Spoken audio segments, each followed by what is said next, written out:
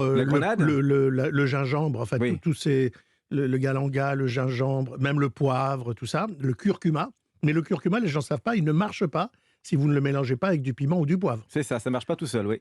Pas du tout. La durée de vie du curcuma dans votre organisme, c'est une fraction, petite fraction de seconde. Donc, par exemple, si vous voulez faire un très bon... Alors, la grenade, hein, extraordinaire, la grenade contre les cancers dépendants des hormones, le sein, la prostate. Et le mieux, par exemple, si vous avez un extracteur, faites-vous tous les matins, plutôt qu'un jus d'orange qui donne le cancer. Faut savoir que pourquoi? Parce on l'a perverti, le jus d'orange. Normalement, l'orange, c'est l'hiver. Or, on boit de l'orange toute l'année. Or, dans l'orange et dans les agrumes, il y a une substance qu'on appelle les psoralènes, qui sont très sensibles aux ultraviolets de la lumière, et dès qu'ils sont soumis à la lumière, ils deviennent cancérigènes.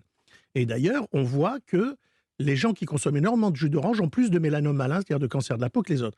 Alors, au lieu de boire du jus d'orange en été, prenez un jus, vous faites grenade, pomme verte, vous faites un jus avec ça, 60% de grenade, 40% pour donner un peu d'acidité, 40% de pomme verte, Granny Smith.